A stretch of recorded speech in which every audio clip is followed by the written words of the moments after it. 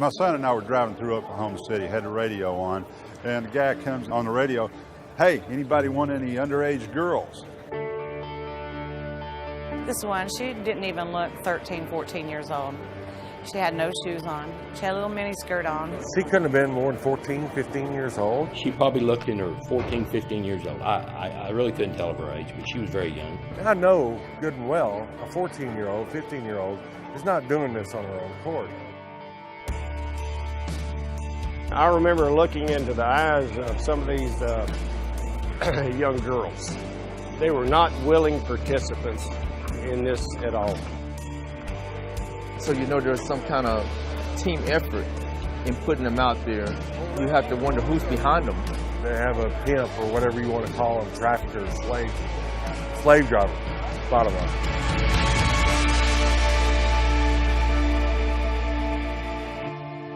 Sex trafficking is a form of modern-day slavery.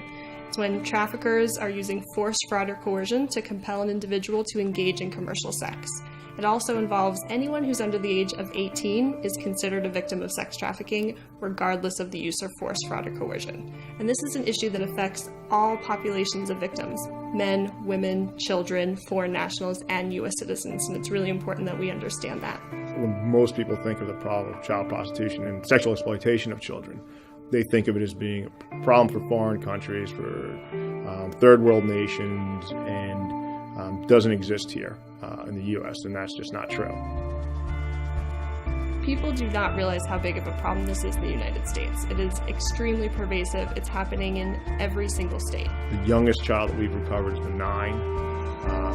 Average age is 13 to 14, possibly 15 years old if they get involved with prostitution. Nobody wakes up and says, "Gosh, I'd really like to sell myself on the streets today." That is something that is being directed by the victimizer, by the trafficker. And these kids find themselves in a situation they literally cannot get out of. If you have adult prostitution going on in your area, you have child prostitution going on in your area. And it happens in a number of different venues. And traffickers are not only exploiting the victims, but they're also exploiting these locations.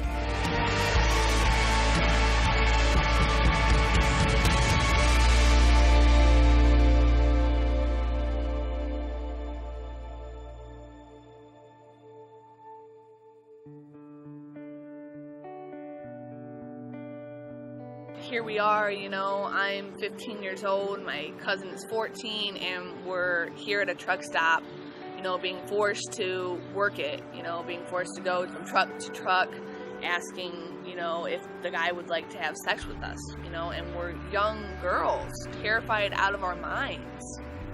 When the girls don't want to work, they're beaten. In extreme cases, we've seen them drugged, addicted to heroin and things of that nature.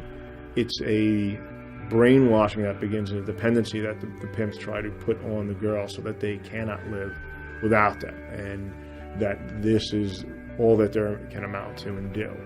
From the very, very beginning, they drilled it into my head, they drilled it into her head that, if we try to act up, something really bad was going to happen.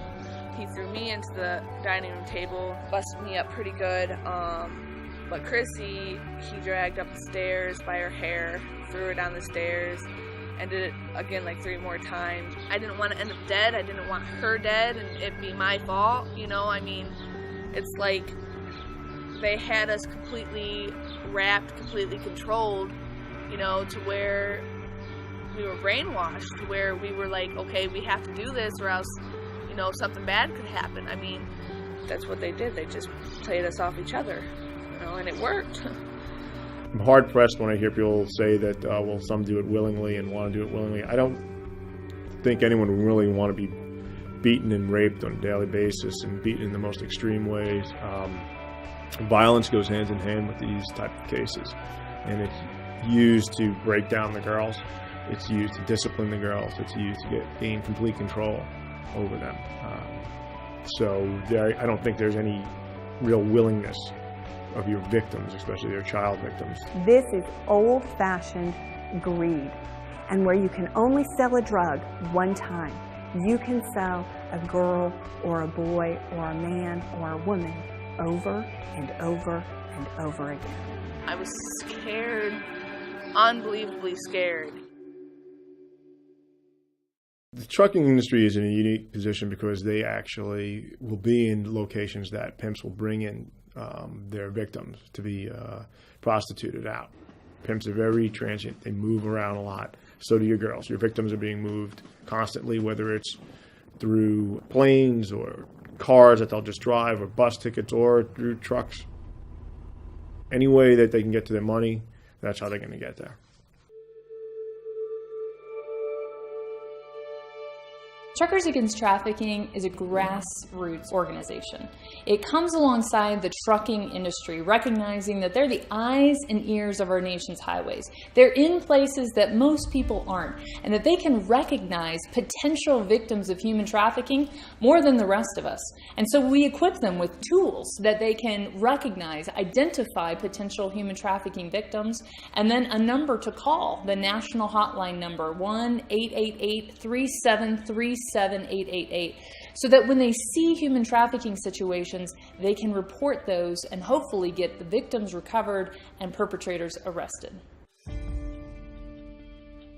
The partnership between the hotline and Truckers Against Trafficking has been really exciting. As soon as this campaign launched, we saw a significant increase in calls about trafficking cases. Now you're talking about a really highly trained group of individuals that are seeing trafficking. They know where to report it. They're reporting it right away. They're often seeing it while it's happening. And so it's even an earlier intervention and action point than a lot of the other cases that we're getting.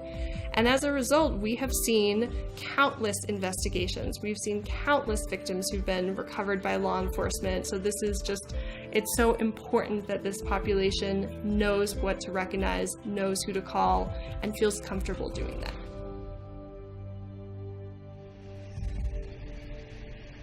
So signs to look for. The most important one is if you ever see a minor selling commercial sex.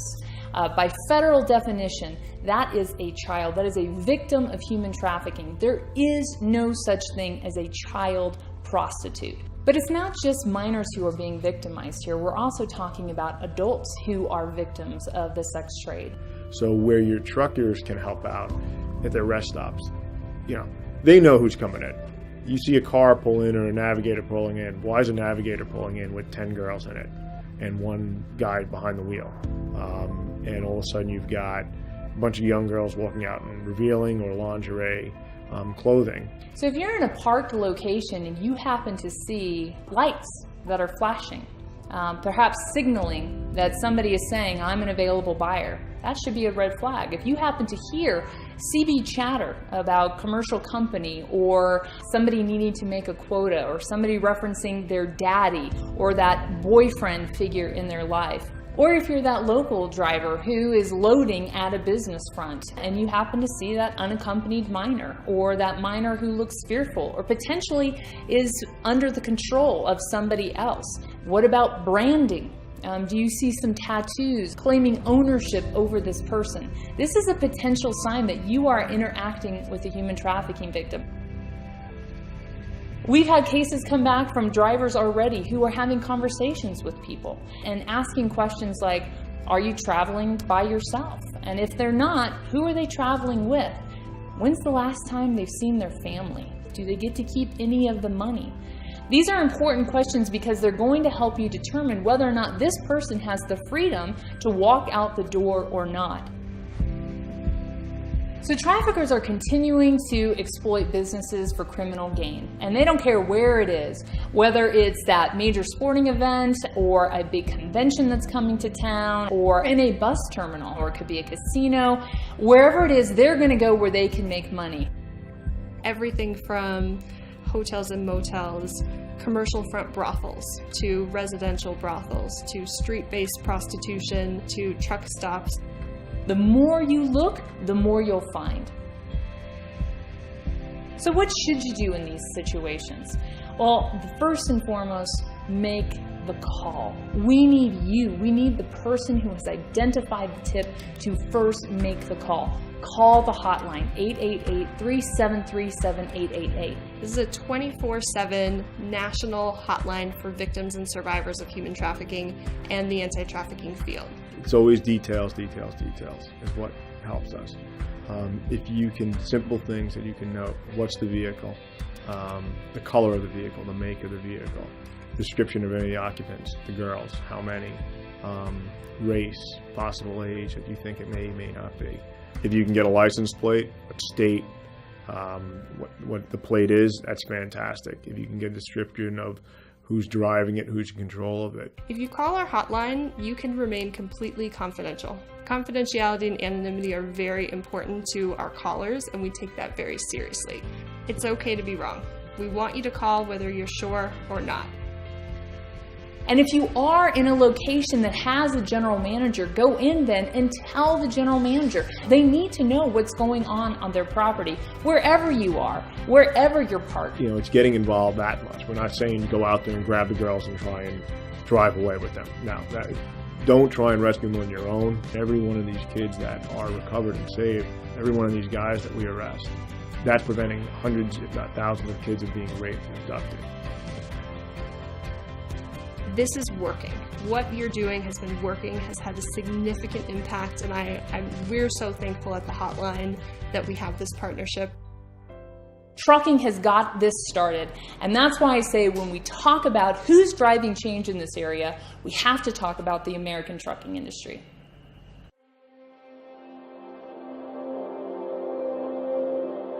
There's 2.4 million CDL drivers in the United States. We need to educate them about what we're talking about right here, human trafficking. We can make an impact. We can change everything that goes on out there by getting involved. Thank God what saved me was that truck driver that called in and said, hey, you know, this is whoever at the truck stop, you know, and we have some girls out here that look pretty young. 911. A couple of girls that picked up 167 trying to do business out here. Because this trucker made the call, I have an opportunity to actually have life. Without what he did for me, you know, a simple phone call, without that, you know, it would have been total opposite. But here I am, I'm sitting here with my mom, you know, I mean, and that all could have been taken away, but because of, you know, that trucker, I have, you know, a future. Oh, that trucker. The one that made that phone call. I think about him all the time. I have never met him. I don't know who he is, but boy, I owe him a lot. And if he ever sees this, thank you.